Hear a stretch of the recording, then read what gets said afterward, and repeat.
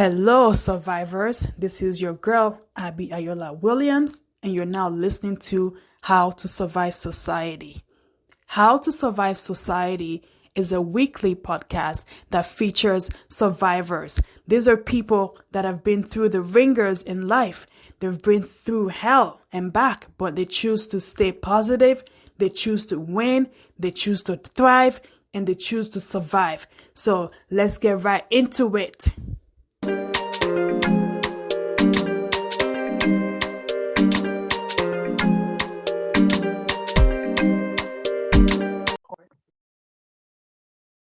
Hello, survivors. Thank you for tuning in to another episode of How to Survive Society. Today, I have a very, very special guest. His name is Joey Legolvan.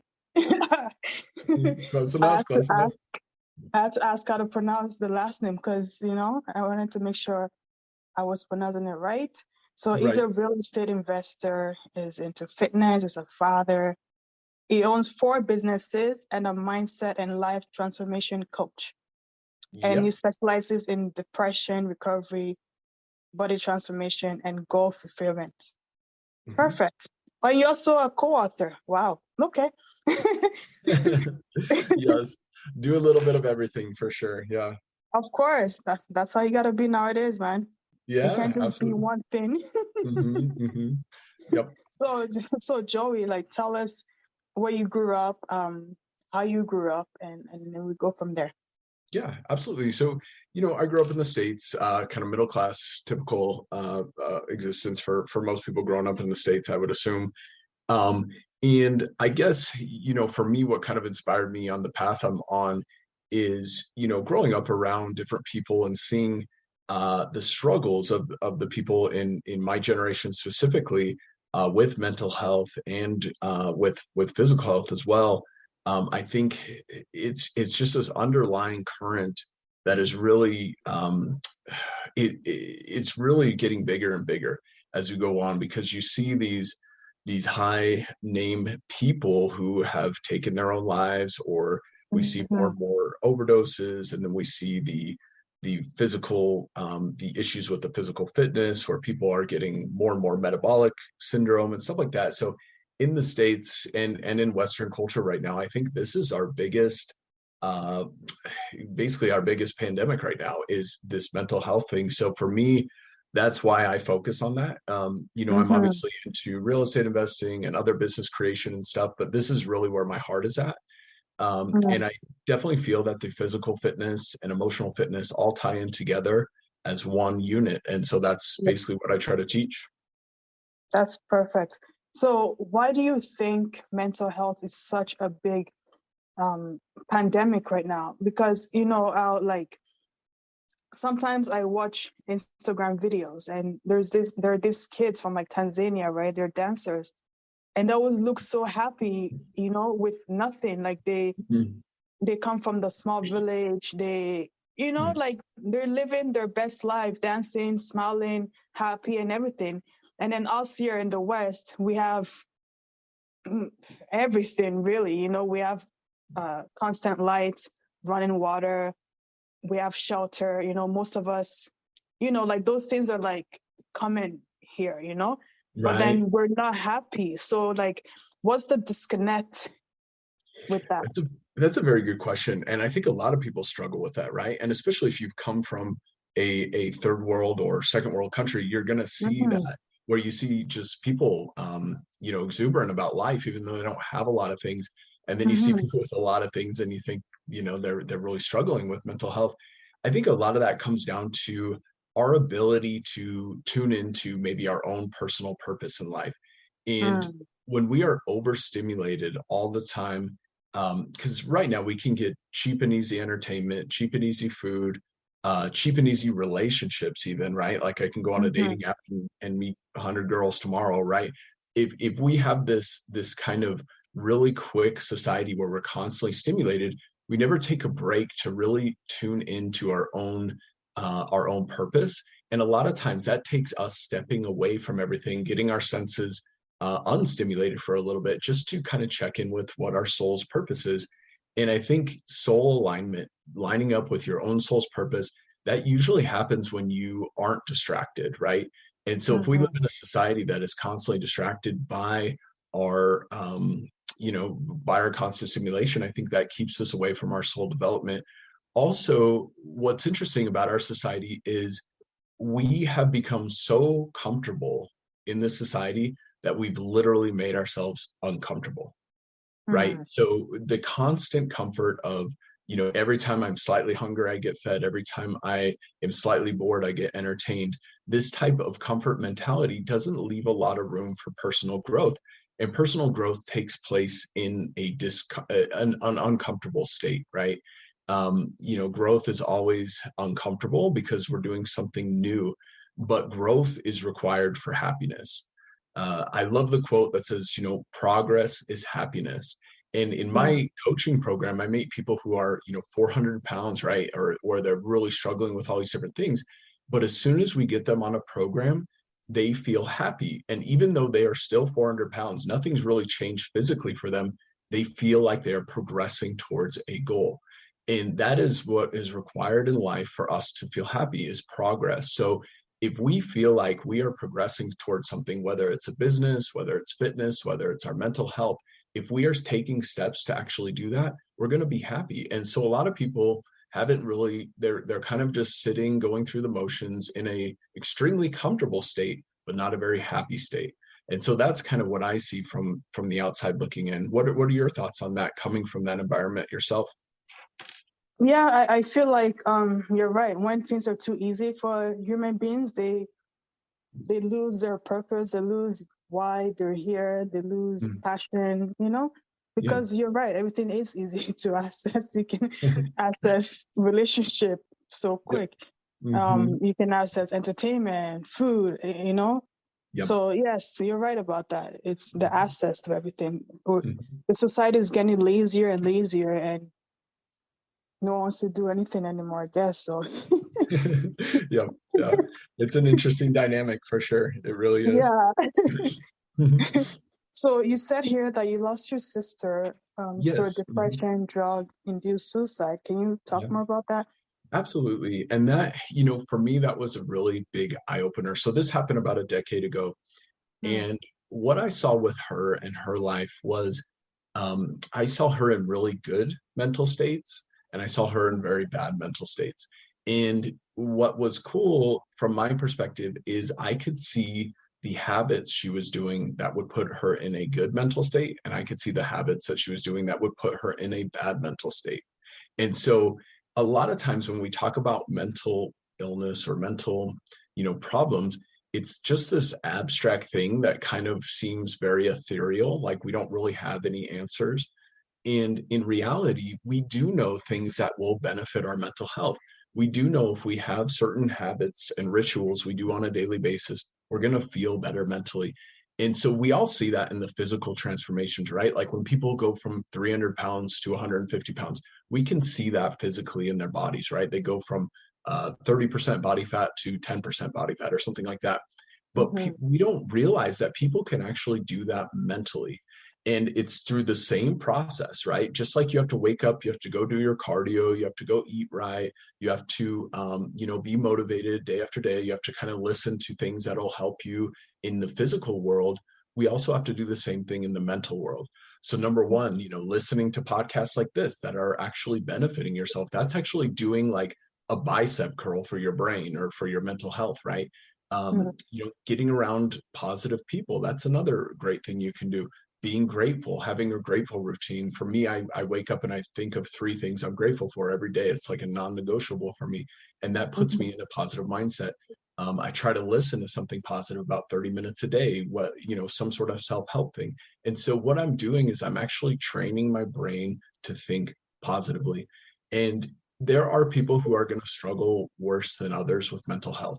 Sometimes they have genetic predispositions. And mhm, same thing with physical fitness. There are people who are going to struggle tremendously with their body. They've got thyroid problems or they've got all these different issues. But that doesn't mean you can't do habits that will improve that state, right? mhm, Because there are people with incredible physical genetics that look terrible, and there are mhm, people with terrible physical genetics that look amazing. And why? mhm, Because their habits. because of what they do on a daily basis. Same thing with mental health.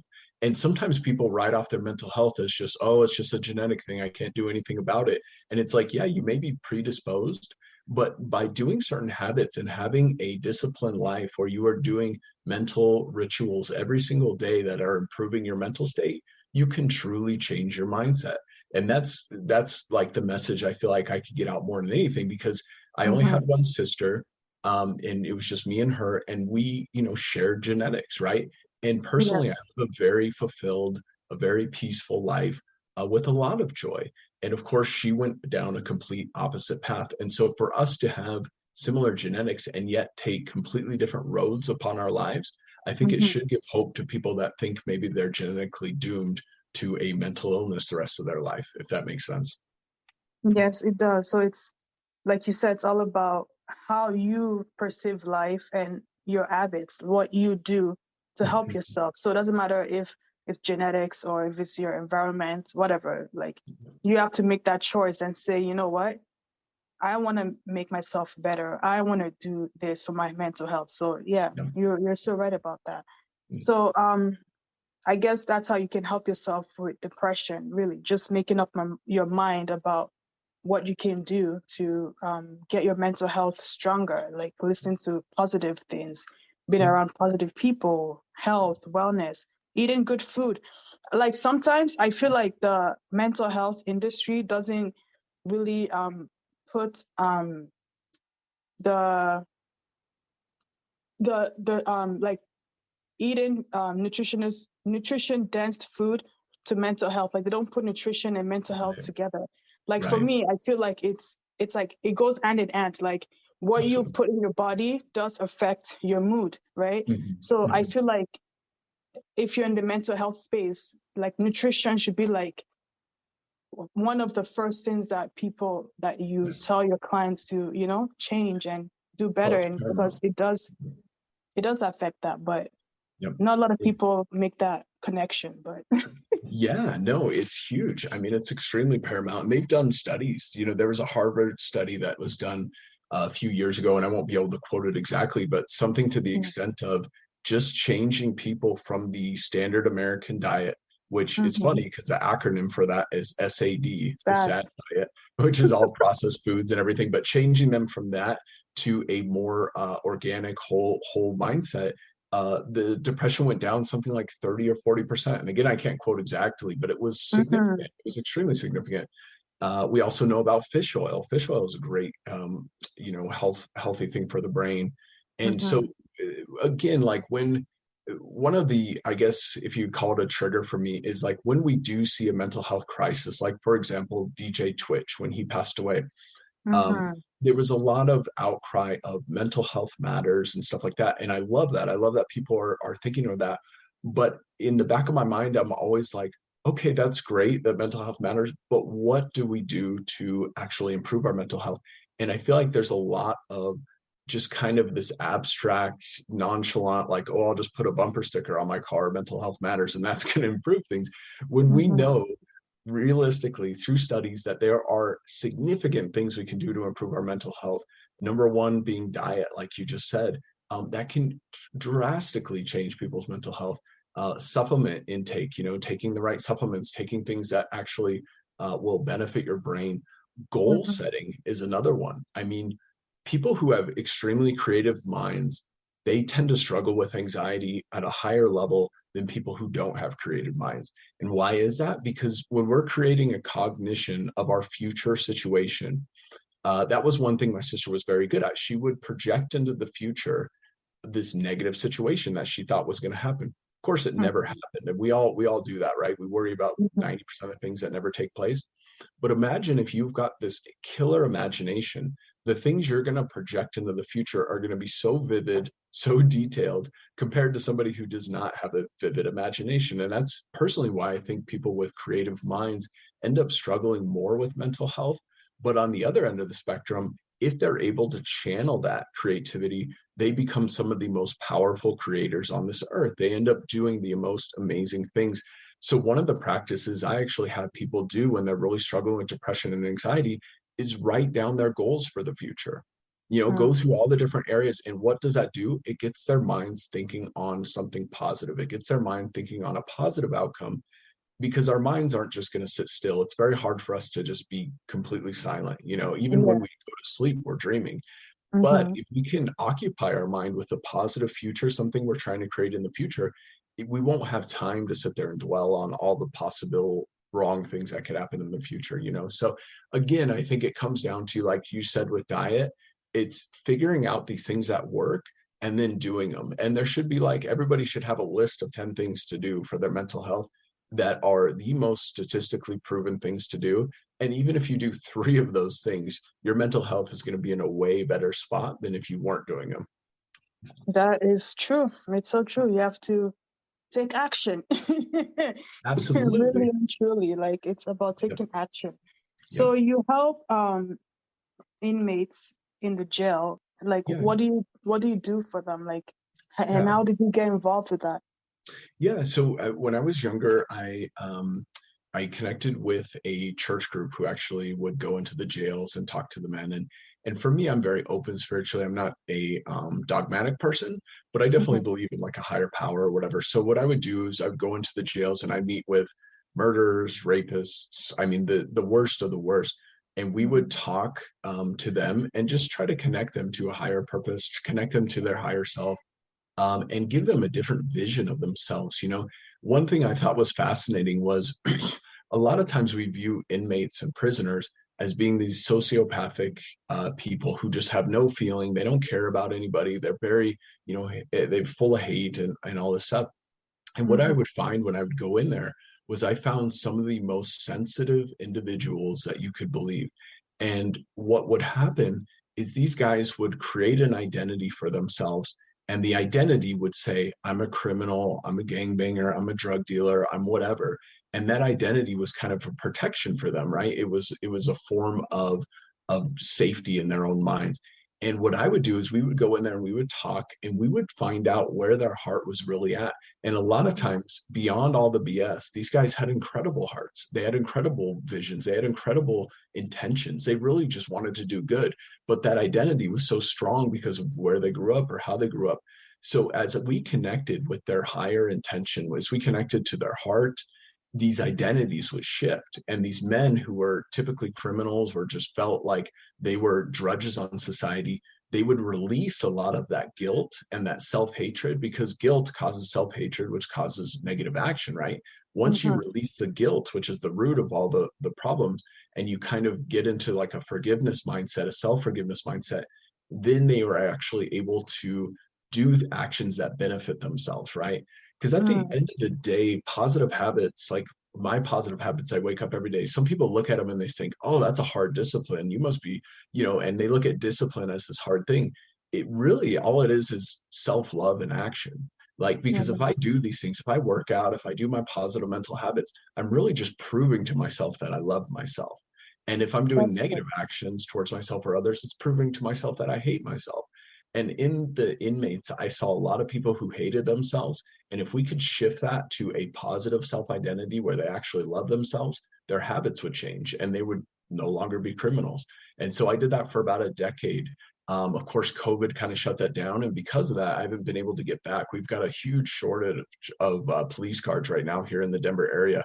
And just like everything else, it seems to be a huge shortage of workers. And so because of that, I've not been able to get back in since COVID. And I desperately miss it, but I definitely want to go back in as soon as they do open that back up.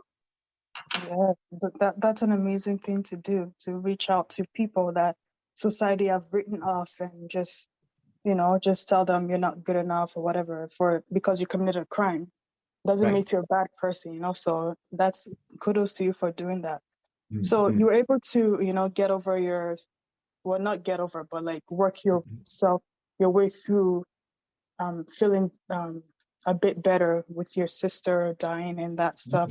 And then Mm-hmm. you were able to create a multimillionaire real estate Mm-hmm. um, business. So how were you able to transform yourself to be able to make that much money? Yeah, no, absolutely. So, for me, I basically took all of the things I had learned from the self-help movement. I'm a big fan of Tony Robbins, Jim Rohn, Earl Schoaf, the lineage of that. And then a big fan of different spiritualities and different teachers throughout the ages. I just soaked all that stuff up. In my early 20s, I spent a lot of time doing that, but I felt like I wasn't really implementing it. I wasn't putting it into action. I had a lot of peace, but I was just kind of living a very simplistic lifestyle where I wasn't really pushing my limits. And what happened was I got to the point where I go, I want to see if this stuff really works. You know what I mean? Like, I've heard all these things. I've heard about manifestation. I've heard about positive thinking. Does this stuff actually work in the real world? I know it works mentally for me. I know I can switch my emotional state, but what about in the real world? Can I actually implement these things? And so what I started doing was writing down my goals, and writing down, what did I want my financial goals to be? What did I want my physical goals to be? What did I want my spiritual goals and my relationship goals to be? And I would write those down. And then every day I would look at them. And I did that over the course of about 15 years. And as I've done that, every single goal has gotten really dang close. And not every, I mean, there are probably 10% of goals that I have not attained yet. But what blows your mind is you will write something down and you think it's way out of bounds. You think it's never going to happen, but you end up manifesting it. And I think the reason why, part of it is the world itself. I look at it as a spiritual world. I think we are in a spiritual world that interacts with our intention, right? So if we put out an intention, I think the universe, God, whatever you want to call it, comes back and tries to put that in our direction. The other part of it is just the way our brains work. And there's a part of our brain called the reticular activating system. Now, this part of our brain is what enables us to see patterns. And an example of this would be if you ever bought a car, say you bought a Tesla, a white Tesla, you are going to see white Teslas everywhere, right? Because you are now looking for the pattern of white Teslas. Mm-hmm. Now, when we write down my goals, say I wanted, in my mind, I said, oh, I wanted such and such amount of real estate and I wanted to cash flow this much. And I put that on a piece of paper and I looked at it every day. Well, all of a sudden I will get a message from Crexy or from Zillow or from Redfin, and it will have a piece of property on there where I'm doing the numbers in my head and I go, oh my gosh, I can cash flow this and actually buy this. And that will fit into this intention I had. Where if I never wrote down that intention, I wouldn't have even stopped to look at it. So writing down your goals, regardless of what you think is possible, is so important because those opportunities will arise. And if your mindset is primed by the goal designing, you're going to be able to see those opportunities and take advantage of them. And that's basically how I've been able to do it with the real estate, with my other businesses, is just continual hard work, continual focus, and continual goal construction. And once a goal is created, then going on to the next, or a goal is maintained or manifested, then going on to the next goal. Because again, at the end of the day, progress is happiness. We got to be progressing towards something in order to really feel alive in life. Those are great tips. So do you do the visual board or you just put it on a Yes, journal? I do both. So I've got an app on my phone that's got my vision board on my back wall screen.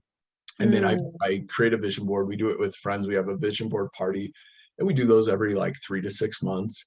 And mm, I just cut out pictures that inspire me, and then I write down my goals there. And what I'll do is I'll write down my long-term and short-term goals. And sometimes people get they get worried because we've always heard about goal setting, and there's the acronym SMART goal setting, and mm-hmm. I don't remember what it exactly stands for, but it's basically like realistic goals. There's on a timeline, they have to be attainable, blah blah blah.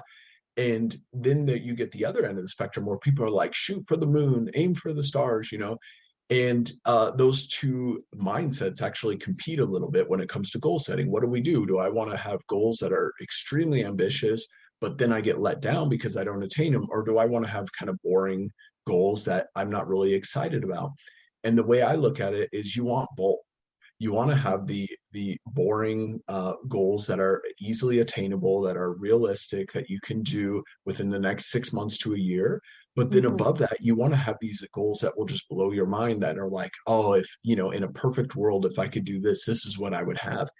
And what ends up happening is you start to go, you get the realistic goals, But as you get them, you start actually having more confidence in the bigger goals. So I do think it's important to have both the bigger goals and the short-term goals. So I do a 10-year goal list, and then I even have goals to the age of 100. I really like to think long term, and so when I am that age, I want to have major goals for that part of my life as well. So having all of those different angles, but I basically rewrite them every 3 to 6 months and Hmm. check off the ones that have been completed.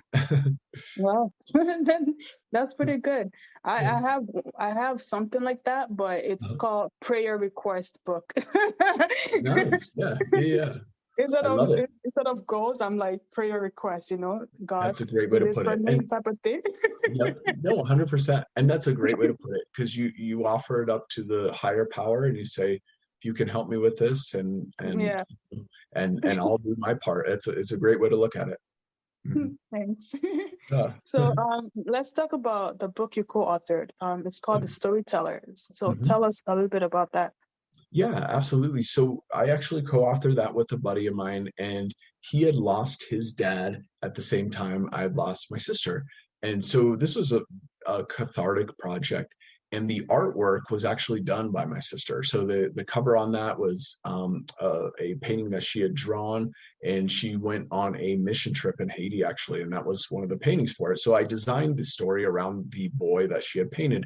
But the idea of it is this boy is basically lost in life because he is trying to find out his own story.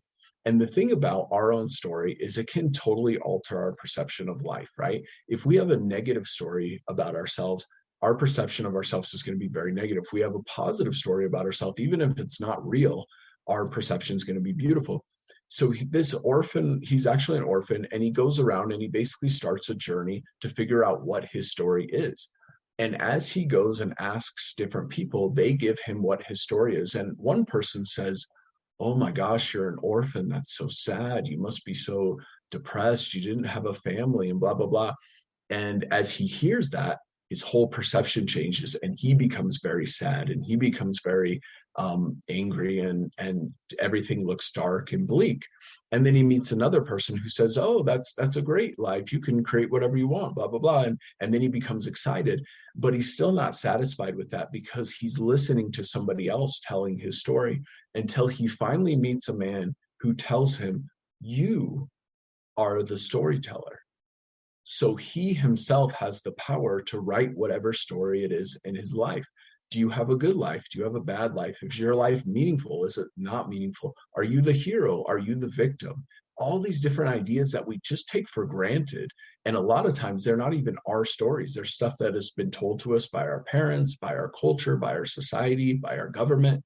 And in reality, our story is so far beyond that. So when people take ownership of their own story and know I am the storyteller, that is when their lives can completely shift because nobody, absolutely nobody can tell your story. Only Wow. you have the power to tell your own story, whatever meaning, whatever purpose that has. You are the ultimate creator of that. And not anything can interfere with that once you realize that. And that is true power in my book. And so that's what the book was designed to do, is to give us back our power to tell our own stories, to help ourselves in an emotional, mental way from that perspective. Wow, that's a really good book. I would like to read it for sure. So Yeah. where can we get the book from? So that's on Amazon. And if you just look up the storyteller under my name, I also, Mm-hmm. if you go on my Instagram, which is Mental Health Fitness Dad, we have the link to the book right there as well. It's one of the first links on my Instagram there. Perfect. So Yeah. before we go, any last thing you would like to tell the listeners out there about how they can, help themselves from, from depression or suicidal Yeah. thoughts or traumatic Mhm. past or anything like that? I think number one, just knowing that you can shift it. Because I myself, I didn't really go into it very much, but I myself had struggled with depression at a young age and didn't really know what to do about it. I just kind of thought this was just my plight in life. And once I really started studying these self-help people and different spiritualities and different ideas, it opened up my mind to realize I do have more control than I thought. I do have more self-power than I thought, and I can alter these mental states. So if you're ever in a state where you just feel like it is not like you're never going to be able to get through it, you're always going to feel like this. And a lot of times that's one of the things that depression will do is it'll trick your brain into thinking that it's never going to get better, that your life's never going to get better. Number one, just realize that's total BS. Number two, realize you can change. And even if you don't feel like doing positive habits, do them anyway. Because a lot of times we won't feel like going for a walk. We won't feel like working out. We won't feel like reaching out to a friend. We won't feel like listening to something positive. But if you do it regardless of how you feel, after you're done with that activity, you will feel better. And that is my number one recommendation is number one, realize that you are not stuck. There is opportunity for you, and you don't have to feel like this the rest of your life. And number two, do the positive activities regardless of how you feel, because the outcome could be better than you imagine. Thank you for those tips. Thank you so much, Joe, for coming on.